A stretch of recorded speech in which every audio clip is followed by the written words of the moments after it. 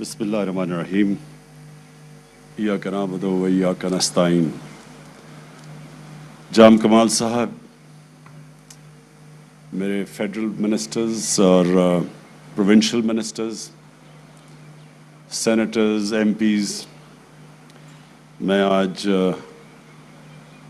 بڑی خوشی سے کہنا چاہتا ہوں کہ ہم نے انیشیٹ کیے پروجیکٹس بلوچستان میں، اور میں مراد سعید کی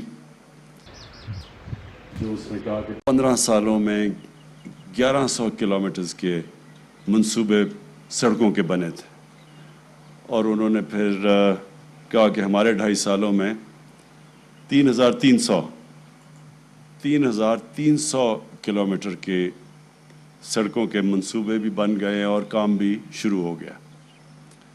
میں جام صاحب، آپ نے بات کی وہ جو خونی سڑک ہے، آپ نے کہا چمن سے کوئٹہ اور کوئٹہ سے کراچی، میں اس سڑک کے اوپر ڈرائیو کیا ہوا ہے.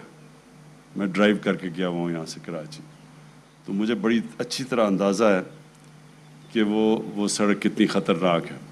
وہ خطرناک اس لیے ہے کہ وہ ایک مین ہائی وے ہے اور اس کے اوپر سپیڈ سے لوگ چلاتے ہیں، اور کئی اس میں سٹریچز ہیں جدھر کوئی ٹریفک نہیں ہوتا. تو کیونکہ ٹریفک نہیں ہوتا، بڑی تیزی سے لوگ جا رہے ہوتے ہیں. تو اور وہ کیونکہ سڑک چھوٹی ہے تو اس کے اندر واقعی میں بہت خطرناک ہے. اور یہ بھی مراد سعید نے اس کے اوپر جو پبلک پرائیویٹ پارٹنرشپ کی بات کی، یہ بھی بڑی ٹرانسفارمیشنل ہوگی. میں جی سب سے پہلے تو جو اپنا فلسفہ آپ کے سامنے رکھنا چاہتا ہوں کہ ہر جو بھی پرائم منسٹر بنتا ہے، جو گورنمنٹ آتی ہے، وہ کسی نظریے کے اوپر آتی ہے، کوئی سوچ کے اوپر آتی ہے. تو میری جو سوچ وہ یہ کہ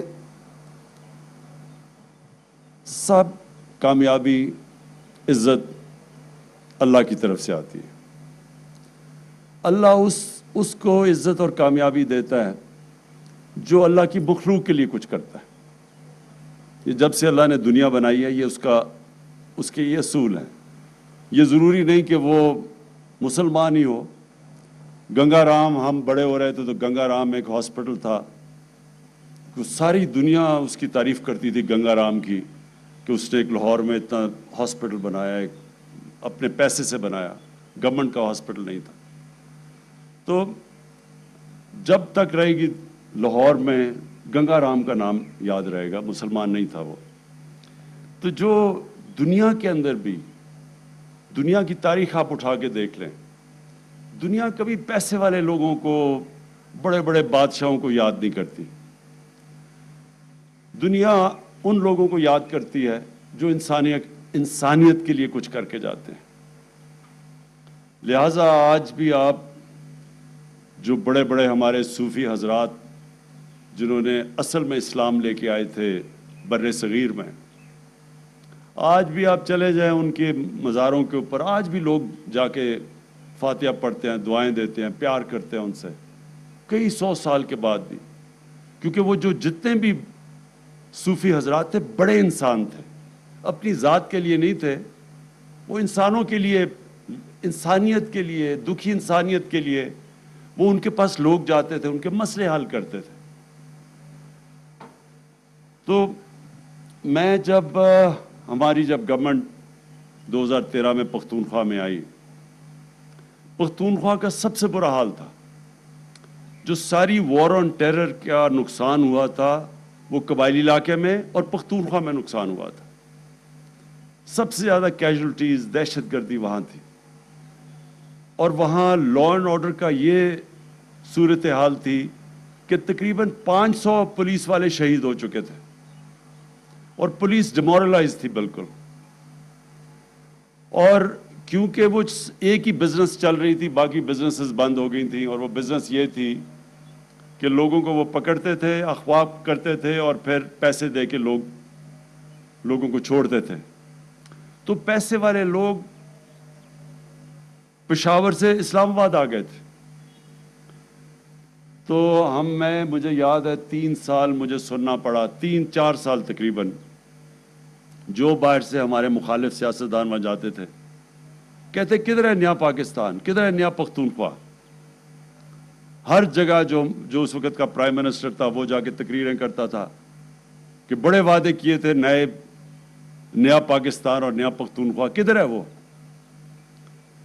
اور میرا ایک پرانا سیاسی دوست تھا، میرے ساتھ اسکول کے دنوں کا تھا، تو وہ نون لیگ میں تھا. وہ ایک دن اس نے بڑا سنجیدگی سے مجھے مشورہ دیا.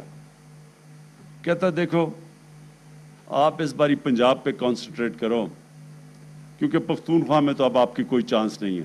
ویسے بھی وہ جو پختونخوا کے لوگ ہیں وہ ایک ہی دفعہ ووٹ دیتے ہیں، دوسری باری کسی کو باری نہیں دیتے. لیکن جب رزلٹ آیا 2018 کا الیکشن کا، تو 2/3 اکثریت ملی ہمیں پختونخوا کے اندر. میں آپ کو بتانا چاہتا ہوں کیوں ملی ہمیں. اس کی سب سے بڑی وجہ UNDP کی رپورٹ کے اندر آئی. اس UNDP کی رپورٹ میں یہ آئے کہ جس صوبے میں سب سے تیزی سے غربت کم ہوئی تھی وہ پختونخوا میں تھی. دوسری چیز کہ جس صوبے میں امیر اور غریب میں فاصلے کم ہوئے تھے وہ پختونخوا میں ہوئے. اور تیسری چیز انہوں نے کہی کہ جو ہیومن ڈیولپمنٹ، جو انسانوں کے اوپر سب سے زیادہ سرمایہ کاری کی گئی وہ پختونخوا میں ہوئی. تو وہ رپورٹ تو بعد میں آئی، رزلٹ پہلے آ گیا 2018 کا الیکشن. یہ میں آپ کو اس لیے بتا رہا ہوں کہ میرا جو نظریہ وہ یہ ہے کہ جو پاکستان کے اندر ابھی تک ڈیولپمنٹ ہوتی رہی ہے، یہ اس کی وجہ سے پاکستان پیچھے چلا گیا. یہی 50 سال پہلے پاکستان، 50-55 سال پہلے پاکستان کا دنیا میں سٹیچر کیا تھا. جب ہمارے سربراہ باہر جاتے تھے تو ان کو ریسیپشن دیکھتے باہر کیسے ملتی تھی. یہی پاکستان UAE کے جب ہیڈ آتے تھے پاکستان میں تو اسلام آباد میں ڈپٹی کمشنر ان کو ریسیو کرتا تھا. یہی پاکستان کے ادارے، ہماری ڈگریز ساری دنیا میں ایکسیپٹڈ تھی.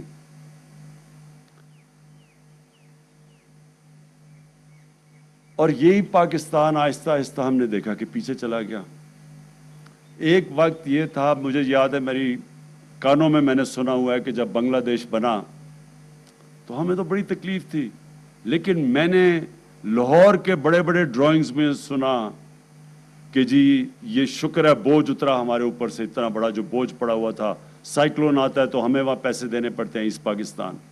وہ آج بنگلہ دیش پاکستان سے آگے نکل گیا، جس کو کہتے تھے بوجھ ہے.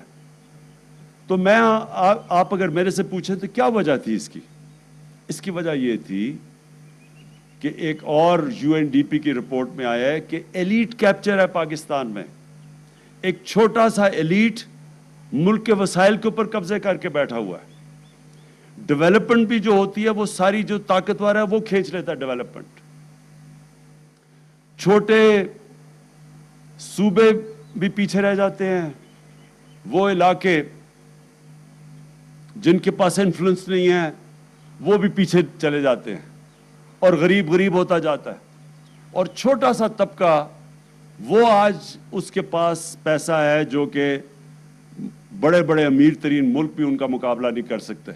ہمارے جو حکمران ہیں وہ آج ان کے پاس جو پراپرٹیز ہیں، لنڈن کیونکہ میں جانتا ہوں اس علاقے میں پراپرٹیز لی ہیں، میں آپ کو یقین دلاتا ہوں کہ برطانیہ کا پرائم منسٹر بھی وہاں پراپرٹی نہیں خرید سکتا. امیر ترین لنڈن کے علاقوں میں ان کے پاس محلات ہیں.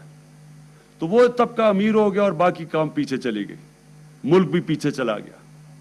تو میرا جو ڈیولپمنٹ کا ماڈل ہے وہ یہ کہ میں یہ جو آج مراد سعید نے بتایا کہ ہم نے 3,300 کلومیٹر کی صرف 2.5 سال میں بلوچستان میں سڑکیں بنائی یا ان کے منصوبے بنائے اور جو بنانے جا رہے ہیں، جبکہ پچھلے 15 سال کے اندر اتنا لمبے عرصے میں صرف 1100 کلومیٹر تھا. میں آپ اس کی وجہ بتا دیتا ہوں کیونکہ بلوچستان سے جو اسلام آباد میں پرائم منسٹر بنتا ہے اس کو بلوچستان کی ووٹ کی ضرورت نہیں ہوتی. وہ 2 صوبوں کے اندر اگر پنجاب جیت جائے اور ایک اور صوبہ جیت جائے وہ پرائم منسٹر بن سکتا ہے. اس لیے بلوچستان کے اوپر وہ توجہ نہیں گئی کیونکہ جو پاور سینٹر تھا اس کو ضرورت نہیں تھی بلوچستان کی. اور بلوچستان میں وہ کوآپٹ کرتے تھے لوگوں کو اپنے ساتھ، بڑے بڑے طاقتور لوگوں کو ساتھ ملا لیا، ان کو اچھے طرح نواز دیا، باقی بیچارے بلوچستان کے لوگ اور بلوچستان پیچھے چلا گیا۔ اس لیے آپ دیکھتے ہیں کہ 15 سالوں کے اندر صرف 1100 کلومیٹر کی سڑکیں یہاں بنائی گئی، جبکہ اس صوبے کو سب سے زیادہ کنیکٹیوٹی کی ضرورت ہے، کیونکہ اتنے بڑے فاصلے ہیں یہاں تو اگر آپ کنیکٹیوٹی نہیں دیں گے تو یہ تو پیچھے رہ جائے گا، علاقے بھی آپ کے پیچھے رہ جائیں گے۔ تو لہٰذا یہ مائنڈ سیٹ ہے، وہ ریفلیکٹ کرتا ہے ان سڑکوں کے اوپر، کہ مائنڈ سیٹ ہی نہیں تھا کہ ہم نے بلوچستان کو ڈیولپ کرنا ہے۔ تو یہ میں آج جو آپ کو یہ چیزیں کہہ رہا ہوں، وہ میں اس لیے کہہ رہا ہوں کہ یہ میرے نظریے کا حصہ ہے کہ پاکستان تب ڈیولپ کرے گا جب اس کا نچلا طبقہ اوپر آئے گا، اور جب اس کے جو علاقے پیچھے رہ گئے، جب ان کو ہم ساتھ لے کے چلیں گے۔ جو ہم مدینہ کی ریاست کی بات کرتے ہیں، اس میں بڑا امپورٹنٹ سمجھنا آپ کے لیے کہ وہ ایک یونیک ڈیولپمنٹ ماڈل آیا تھا۔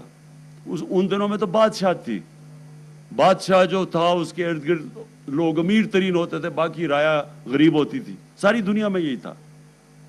مدینہ کی ریاست میں پہلی دفعہ ڈیولپمنٹ کا ماڈل یہ آیا تھا کہ جو وہاں کے سربراہ تھے انہوں نے اپنے اوپر پیسے نہیں خرچ کیے، اپنے محلات نہیں بنائے، اپنے اوپر مہنگے مہنگے کپڑے اور ڈیزائنر سوٹس نہیں لیے، انہوں نے سب سے جو بھی بیت المال میں پیسہ آتا تھا وہ پہلے نیچے طبقے کے پاس جاتا تھا، غریب لوگوں کے پاس، بیواؤں معذوروں کے پاس، یتیموں کے پاس۔ ایک پہلی دفعہ فیصلہ کیا گیا تھا کہ ہم نے نیچے سے لوگوں کو اوپر اٹھانا ہے۔ اور یہ آج چائنا کی جو ڈیولپمنٹ اور یہ جو سب سے دنیا کی تیزی سے قوم اوپر جا رہی ہے، 30 سال پہلے چائنا کو دیکھو، آج دیکھو، کوئی تصور بھی نہیں کر سکتا تھا کہ دنیا کا اکنامک جائنٹ بن جائے گا، کیونکہ انہوں نے نچلے طبقے کو اوپر اٹھایا۔ پریزیڈنٹ شی نے ابھی اناؤنس کیا کہ ہم نے ایکسٹریم کتنی ان کی 1.25 ارب کی آبادی ہے، انہوں نے کہا 1.25 ارب کی آبادی میں ہم نے سارا اپنا جو ایکسٹریم پاورٹی ہے وہ ختم کر دی ہے، سارے سیلیبریٹ کیا انہوں نے، وہ کام کیا جو دنیا کی تاریخ میں کسی نے نہیں کیا، 70 کروڑ لوگوں کو 30 سالوں میں غربت سے نکال لیا۔ تو یہ اصل میں تو اسی ماڈل پہ وہ جو مدینہ میں ماڈل لے کے آئے تھے کہ نچلے طبقے کو اوپر لے کے آنا ہے۔ اور دوسری چیز، چائنا نے اب اپنے جتنے بھی علاقے دور رہ گئے ہیں ان کو ڈیولپ کیا ہے۔ ان کا ایک وجہ یہ جو ہماری سی پیک کی جو روٹ ہے، جو کنیکٹیوٹی ہے، وہ اپنا جو ویسٹرن چائنا ہے وہ پیچھے رہ گیا تھا، تو اس کو کنیکٹ کرنے کے لیے ان کا خیال ہے کہ وہ تیزی سے، جب کنیکٹیوٹی ہوگی وہ تیزی سے ڈیولپ ہوگا۔ اور یہی ہماری بھی سوچ ہے کہ ہم جو ویسٹرن روٹ ہے، ہمارا بھی جو ویسٹرن روٹ ہے سارا، یہ بھی سارا پاکستان کا پیچھے رہ گیا۔ تو ہم جب ویسٹرن روٹ جو سی پیک کا ڈیولپ کریں گے، وہ سارے اس علاقے کو کنیکٹ کر دیں گے جو پاکستان کے حکمرانوں نے ہمیشہ نگلیکٹ کیا، اس کی پرواہ نہیں کی اس علاقے کی۔ اور یہ جو آگے ڈیولپمنٹ ہوگی، اور ہم بڑے خوش قسمت ہیں کہ ہم یہ سی پیک کے اندر اور بی آر آئی کے اندر ہم شامل ہیں، اس کی وجہ سے یہ سارا جو ویسٹرن روٹ ہے، یہ وہ ملک جو کہ دنیا میں سب سے تیزی سے اب آگے بڑھ رہا ہے، اس کو کنیکٹ کرے گا، اور ان علاقوں کو جو ہمارے ملک کے علاقے پیچھے رہ گئے ہیں، جس طرح اور بلوچستان ہے، اور پھر سارا قبائلی علاقہ اس میں آ جاتا ہے، سارا ویسٹرن روٹ ہے، یہ سارا ہمارا پیچھے رہ گیا۔ اور پھر اس کے ساتھ ساتھ ہم نے اپنے نچلے طبقے کو اوپر اٹھانا ہے، اور اس کے لیے مجھے بڑی خوشی ہے۔ جام صاحب، آپ نے بلوچستان کو تو ادھر لے کے آنا ہے، لیکن جو صوبے ہمارے ہیں 2، بلکہ تیسرا بھی اب آ گیا گلگت بلتستان کا، پختونخوا اور پنجاب، ہم سارے اپنے سارے صوبے کے لوگوں کو، ہر خاندان کو ہیلتھ انشورنس دے رہے ہیں، ہیلتھ کارڈ۔ آپ یہ سمجھ جائیں کہ اس سے بڑی ایک غریب خاندان کے اندر نعمت ہے ہی نہیں کہ ان کے پاس ہیلتھ انشورنس ہو۔ 10 لاکھ روپیہ ایک خاندان کے لیے کہ کسی بھی گورنمنٹ کسی بھی ہسپتال، گورنمنٹ نہیں، کسی بھی ہسپتال میں جا کے اپنا علاج کروا سکتے ہیں. یہ ہماری ایک وہ جو ہماری اب جد و جہد ہے ادھر پہنچنے کے لیے فلاحی ریاست کے اوپر، یہ سب سے بڑا ہم نے قدم اٹھایا. اور آپ کسی بھی غریب گھرانے میں آج جا کے پوچھ لیں کہ جتنی بڑی ان کو عذاب آتا ہے اس غریب گھرانے میں جب کہ ایک بیماری آ جاتی ہے. تھوڑا سا بجٹ ہوتا ہے، جیسی بیماری آتی ہے وہ سارا وہ خاندان جو کہ غربت کی لکیر سے اوپر بھی ہے، بیماری کی وجہ سے وہ نیچے چلا جاتا ہے، قرض مقروض ہو جاتا ہے. تو اس لیے ہیلتھ کارڈ، اور یہ بھی آپ سے ہم ڈسکس کریں کہ بلوچستان یا آپ کا بھی سارے علاقے میں ہر خاندان کے پاس ہمیں جانا چاہیے. اس کا جو اگلا فائدہ آپ کو ہوگا کہ ایک ہیلتھ سسٹم آپ کا پورا ڈیولپ ہو جائے گا. پرائیویٹ سیکٹر آئے گا ہیلتھ سسٹم کے اندر. اب تک کیوں نہیں پرائیویٹ سیکٹر جاتا دیہات علاقوں میں ہسپتال بنانے کے لیے؟ کیونکہ لوگوں کے پاس پیسہ نہیں ہوتا، اس لیے وہ شہروں میں آ جاتے ہیں. لیکن جب ہیلتھ کارڈ آ جائے گا، جب ہر غریب خاندان کے پاس ہیلتھ کارڈ ہوگا، تو تب وہ جائیں گے غریب علاقوں میں، دیہاتی علاقوں میں، کیونکہ ان کو تو پیسہ ملے گا. اور پھر مقابلہ بھی ہو جائے گا گورنمنٹ ہاسپٹل، پرائیویٹ ہاسپٹلز آپس میں، کیونکہ لوگ تو ادھر جائیں گے جدھر ان کو علاج بہتر ملے گا. تو جب وہ کسی بھی ہسپتال میں جا سکیں گے تو ہسپتالوں کے اندر مقابلہ ہوگا. جو ہسپتال ٹھیک علاج نہیں کرے گا، گورنمنٹ ہو یا پرائیویٹ ہو، ادھر لوگ نہیں جائیں گے اور وہ آٹومیٹکلی گورنمنٹ ایکشن لے گی. پرائیویٹ ہو تو بند ہو جائے گا، گورنمنٹ ایکشن لے گی کہ اس اسپتال کے اندر اکاؤنٹ ان کا احتساب کریں گے لوگوں کا جو ٹھیک نہیں کر رہے.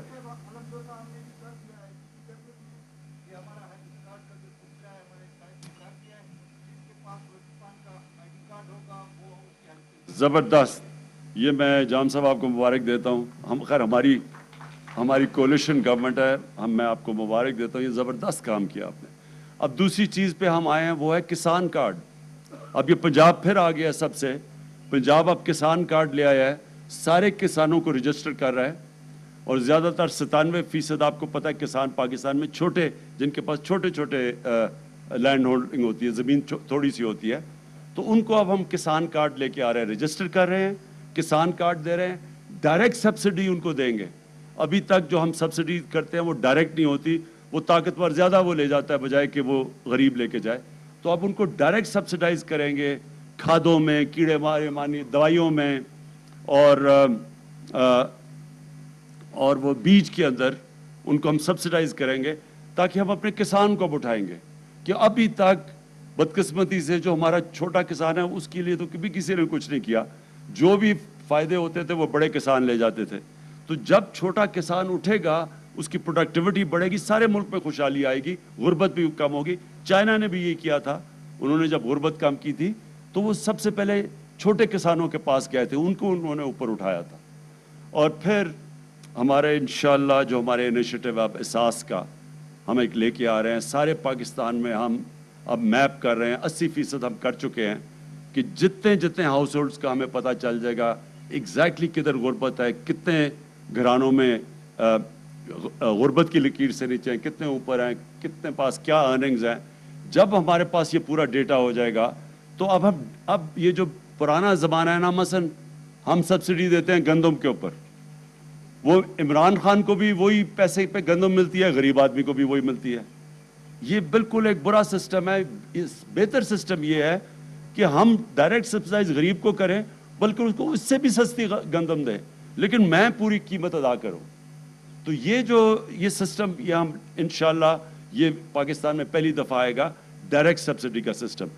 مقصد سارا اس کا یہ ہے کہ ہم نے اپنے غریب لوگوں کو اوپر اٹھانا ہے، لوگوں کو غربت سے نکالنا ہے. یہ اللہ کا کام ہے. اس کے اندر کوئی کسی کو یہ سوچنا نہیں چاہیے کہ میرا ووٹ بینک بڑھے گا یا کم ہوگا. میں نے تو نہیں سوچا تھا پختونخوا میں جو ہم یہ قدم اٹھا رہے تھے کہ ہمارا ووٹ بینک بڑھے گا. ہم تو اپنے اسی نظریے پہ لگے ہوئے تھے. ہیلتھ کارڈ سب سے پہلے پختونخوا میں ہم اپنے دور میں لے کے آئے، اس سے لوگوں کو بہت بڑا فرق پڑا. ہسپتال ہم نے ٹھیک کیے، ایجوکیشن سسٹم پہ پورا زور لگایا، اور اس کا نتیجہ یہ ہوا کہ لوگوں نے، اور پھر گورننس کے اندر پولیس سسٹم، اس کا فائدہ یہ ہوا کہ لوگوں نے خود آ کے ووٹ دی، 2/3 اکثریت سے اب جیتے. انشاءاللہ یہی پاکستان میں ہماری کوشش ہے کہ بجائے ہم یہ سنیں کہ ہم جو پرائم منسٹر بنا اور جو وزیر بنا، ہم اپنے पैसे यहाँ से मनी लॉन्डर करके बाहर लेके जाएं मुल्क से, हम अपने